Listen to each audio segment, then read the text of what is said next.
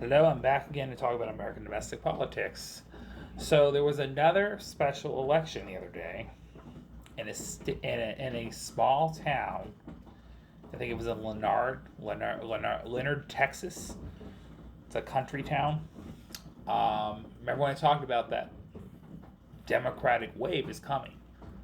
It's a reality, and now Republicans are going to brush this off as a nothing booger because it's the only way they can settle with it because they don't want to face the reality. But they see it because a lot of members are resigning. You can see it, including one of our congressmen in Northern Nevada resigned.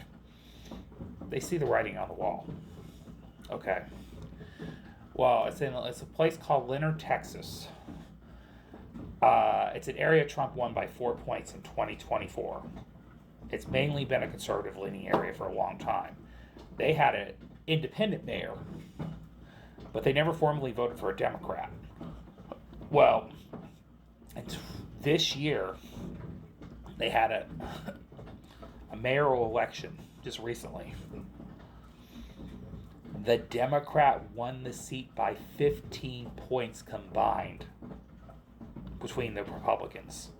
So there were two Republicans that ran in the runoff. They split the vote. One got 25%.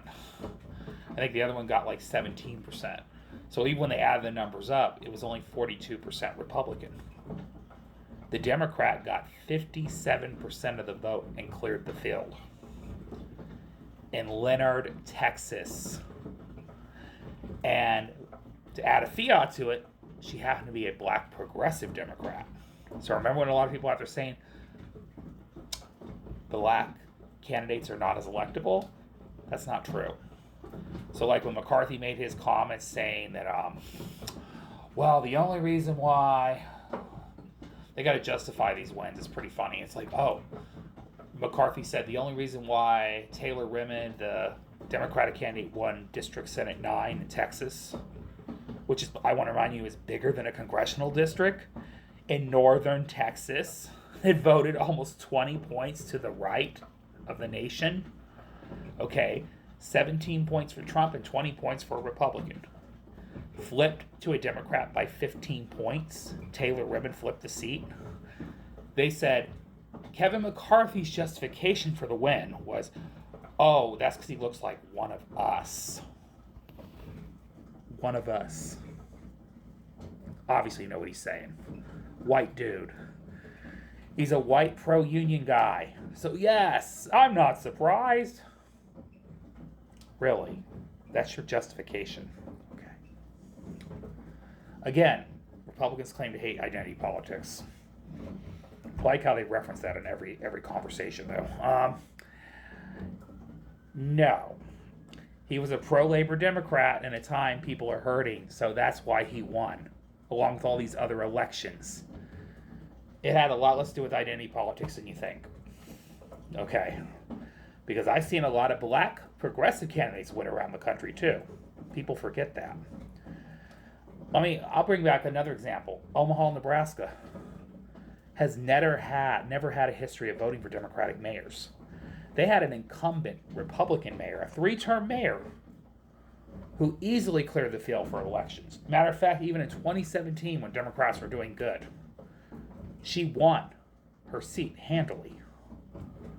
Then in 2021, won it by even more. Well, there was an election for mayor in Omaha, Nebraska. She lost her seat by almost 20 points to a black progressive Democrat. Omaha, Nebraska. Ask yourself, how many black voters live in Omaha? Just saying. So, I wouldn't underestimate somebody's electability based on their ethnic heritage or racial background or identity. Just saying. There's more to the story than that. So, yeah, no. It's just the bottom line is these people have something to offer the public and they want to vote for representation that they feel is going to make their life better because they see the people in charge are not making it better. That's all that is. And at the end of the day, it's not going to matter the race of the candidate. Okay? If the message is right and people feel like they want to vote for the person they feel is going to better deliver for their life, that's the person they're going to vote for. Okay?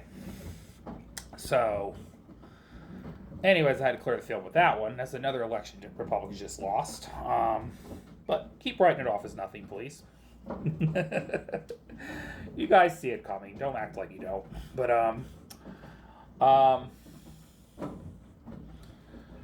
which is why I reference this on purpose, because I know there's a bitter primary fight in Texas between the two Senate candidates right now on the Democratic ticket. And there's people out there saying Tallarico's more electable than Crockett and blah, blah. I mean, there's specified reasons, and I get their argument, and I understand it, because he's not as polarizing and divisive as Crockett. That part's true. But to underestimate her ability to win because a lot of people are referencing her identity also, which is not acceptable, because the reality is we're seeing black candidates are doing just as good as white candidates, if not better in some elections. So, you know, there's not a lot of numbers bearing out proof that Tallarico would do significantly better than Jasmine Crockett.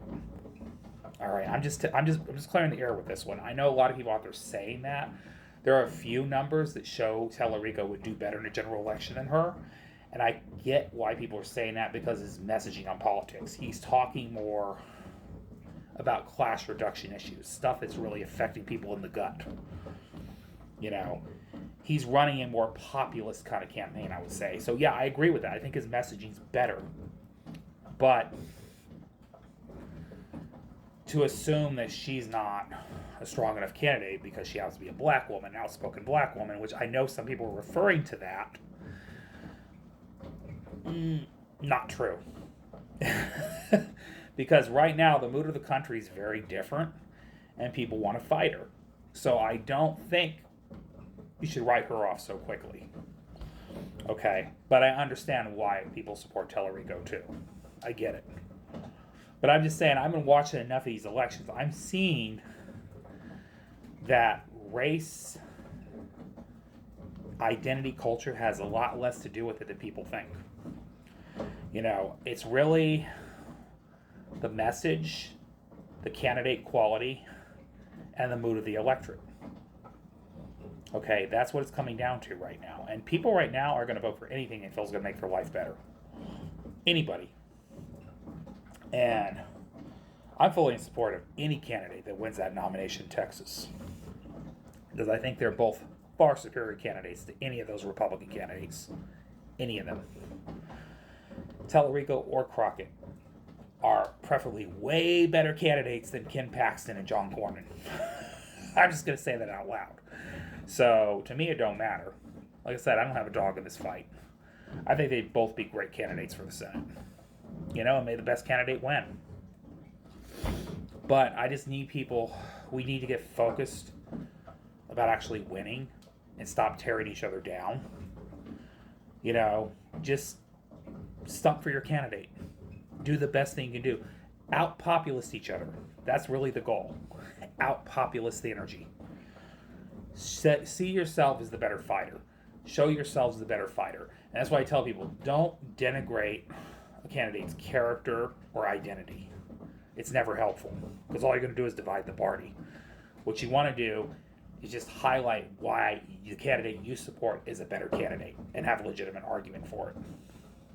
Okay. That's the best course I would go, especially in Texas. But if you look at the history of Texas, it is true that minority candidates have done better in general elections in Texas than white candidates, with the exception of 2018. Just saying. Anyways, I just want to tell y'all, have a great day, great night. Love y'all. Goodbye.